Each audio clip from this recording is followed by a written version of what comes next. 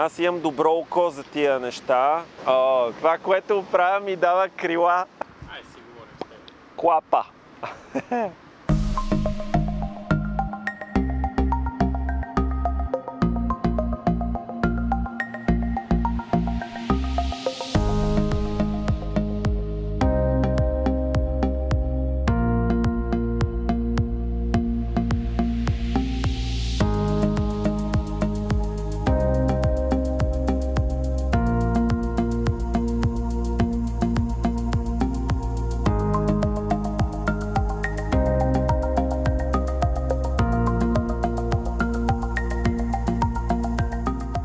Това започнах да го правя още като бях много малък. Нещата бяха по съвсем различен начин. Нямаше материална база, нямаше толкова много информация. Да, както се казва, здрав дух в здраво тяло. Аз се закалявам цяла зима по най-готините склонове на Австрия, а цяло лято на едно от най-готините места за мен е къмпинг градина.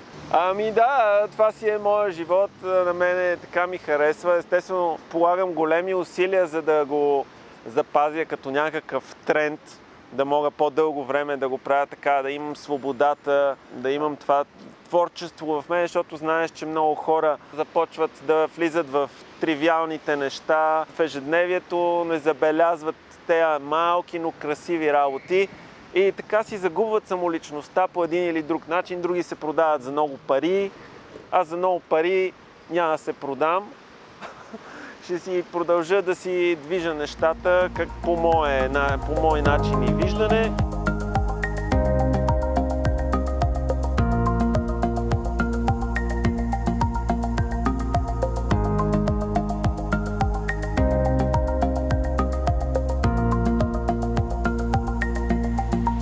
Защо тази професия? Причината е, че много обичам това, с което се занимавам.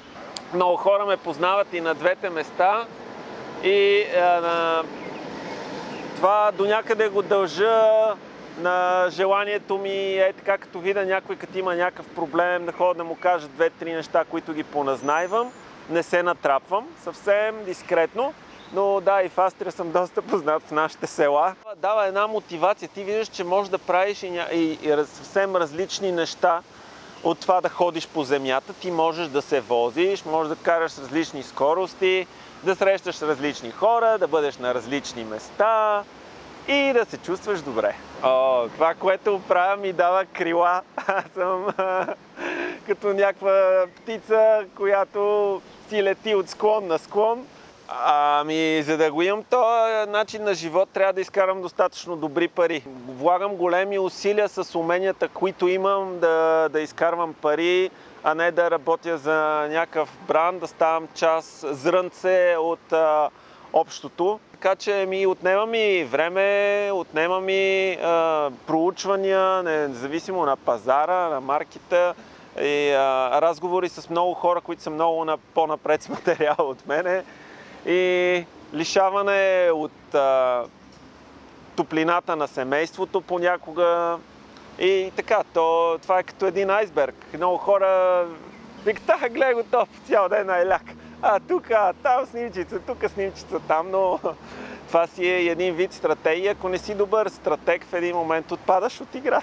Най-силната ми страна е, че си познавам страховете и не прескачам много сляпо лимитите си.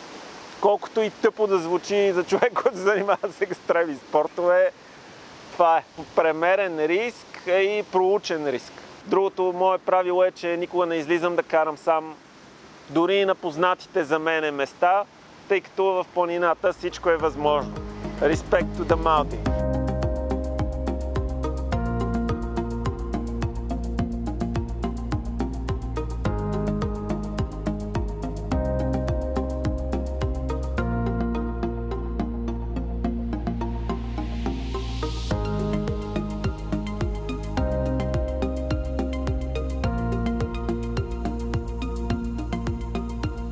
Аз съм Крис, на 41 години съм, от София и се занимавам с всякакви видове дъски.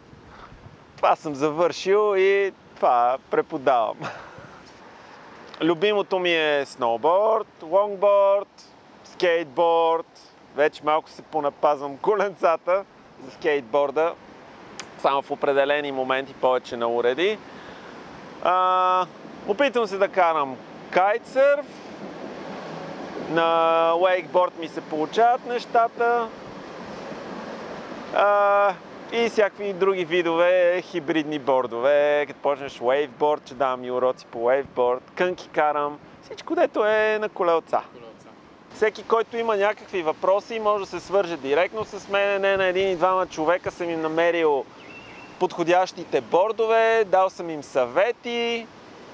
И дори тези, които са на разстояние, могат пак да се свържат с мене. Имам един нов интересен проект, където можем да обменяме опит чисто през интернет, като това е тайна. Ще ви кажа после.